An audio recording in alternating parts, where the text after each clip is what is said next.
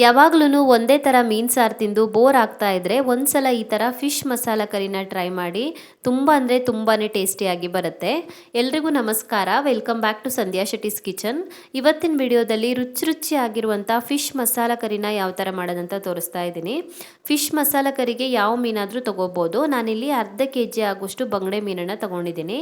ಇದನ್ನು ಮ್ಯಾರಿನೇಟ್ ಮಾಡ್ಕೊಳ್ಳೋಣ. ಇವಾಗ ಮ್ಯಾರಿನೇಷನ್ಗೆ ರುಚಿಗೆ ತಕ್ಕಷ್ಟು ಉಪ್ಪು ಮತ್ತೊಂದು 1/4 ಚಮಚ ಆಗುವಷ್ಟು ಅರಿಶಿನ ಪುಡಿ ಸೇರಿಸಿ ಚೆನ್ನಾಗಿ ಮಿಕ್ಸ್ ಮಾಡಿ ಇದನ್ನ ಒಂದು 15 ರಿಂದ 20 ನಿಮಿಷದವರೆಗೂ ಹಾಗೇನೆ ಬಿಟ್ಬಿಡಬೇಕು.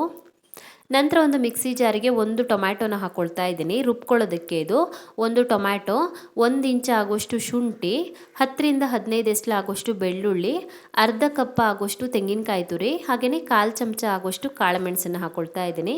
ಇದಕ್ಕೆ ಇವಾಗ ಸ್ವಲ್ಪ ನೀರನ್ನು ಹಾಕಿಬಿಟ್ಟು ಮಸಾಲೆನ ನುಣ್ಣಗೆ ರುಬ್ಕೊಳ್ಬೇಕು.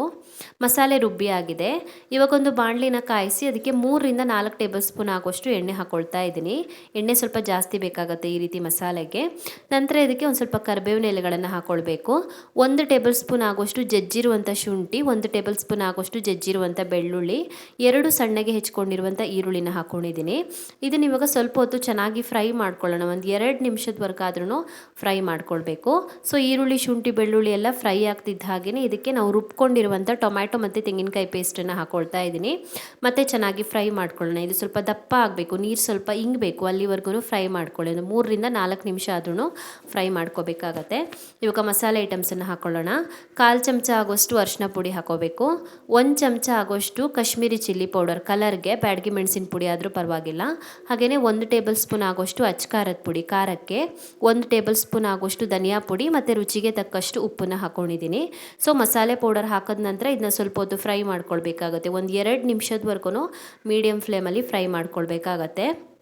ಉರಿನ ಮೀಡಿಯಮ್ ಫ್ಲೇಮಲ್ಲಿ ಇಟ್ಕೊಂಡು 2 ನಿಮಿಷದವರೆಗೂ ಫ್ರೈ ಮಾಡ್ಕೊಂಡ ನಂತರ ಇದಕ್ಕೆ ಇವಾಗ ಒಂದು 1/4 ಕಪ್ ಆಗುವಷ್ಟು ಹುಣಸೆ ಹಣ್ಣಿನ ರಸ ಹಾಕ್ಕೊಳ್ತಾ ಇದ್ದೀನಿ. ಹುಣಸೆ ಹಣ್ಣಿನ ರಸ ಸೇರಿಸ್ಬಿಟ್ಟು 1 ಲೋಟ ಆಗುವಷ್ಟು ನೀರನ್ನು ಹಾಕೋಬೇಕು.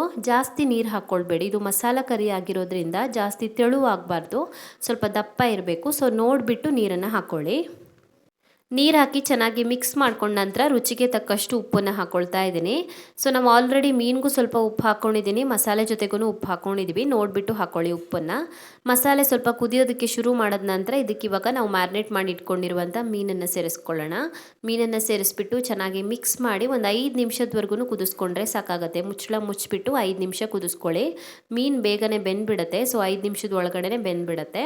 ಸೊ ಮೀನು ಹಾಕ್ಬಿಟ್ಟು ಒಂದು 5 ನಿಮಿಷ ಕುದಿಸ್ಕೊಂಡು ಕೊನೆಯಲ್ಲಿ ಸಣ್ಣಗೆ ಹೆಚ್ಕೊಂಡಿರುವಂಥ ಸ್ವಲ್ಪ ಕೊತ್ತಂಬರಿ ಸೊಪ್ಪನ್ನು ಸೇರಿಸಿ ಮಿಕ್ಸ್ ಮಾಡಿಕೊಂಡ್ರೆ ಆಯಿತು. ಸೂಪರ್ ಟೇಸ್ಟಿ ಆಗಿರುವಂಥ ಫಿಶ್ ಮಸಾಲ ಕರಿ ರೆಡಿ ಆಗುತ್ತೆ. ತುಂಬ ಅಂದರೆ ತುಂಬಾ ಟೇಸ್ಟಿಯಾಗಿ ಬರುತ್ತೆ. ತಿಂದವರೆಲ್ಲರೂ ಇಷ್ಟಪಡ್ತಾರೆ ಇದನ್ನು, ಅಷ್ಟೊಂದು ರುಚಿಯಾಗಿ ಬರುತ್ತೆ. ಅನ್ನಕ್ಕಿರ್ಬೋದು, ಚಪಾತಿಗಿರ್ಬೋದು, ದೋಸೆಗಿರ್ಬೋದು ತುಂಬಾ ಚೆನ್ನಾಗಾಗುತ್ತೆ. ಸೊ ಒಂದ್ಸಲ ಮಿಸ್ ಮಾಡದೆ ಈ ಥರ ಫಿಶ್ ಮಸಾಲ ಕರಿನ ಟ್ರೈ ಮಾಡಿ. ಯಾವಾಗ್ಲೂ ಒಂದೇ ಥರ ಮೀನು ಸಾರು ಮಾಡೋರು ಖಂಡಿತ ಇಷ್ಟ ಆಗುತ್ತೆ. ಸೊ ಇವತ್ತು ಹಾಕಿರುವಂಥ ಈ ಫಿಶ್ ಮಸಾಲ ಕರಿ ನಿಮಗೆ ಇಷ್ಟ ಆಗಿದ್ದರೆ ವಿಡಿಯೋಗೊಂದು ಲೈಕ್ ಕೊಡಿ, ಹಾಗೆಯೇ ಕಮೆಂಟಲ್ಲಿ ತಿಳಿಸಿ ಹೇಗಿದೆ ಅಂತ. ಇನ್ನು ಹೆಚ್ಚಿನ ವಿಡಿಯೋಗಳಿಗೆ ನನ್ನ ಯೂಟ್ಯೂಬ್ ಚಾನಲನ್ನು ಸಬ್ಸ್ಕ್ರೈಬ್ ಮಾಡ್ಕೊಳ್ಳೋದನ್ನು ಮರಿಬೇಡಿ.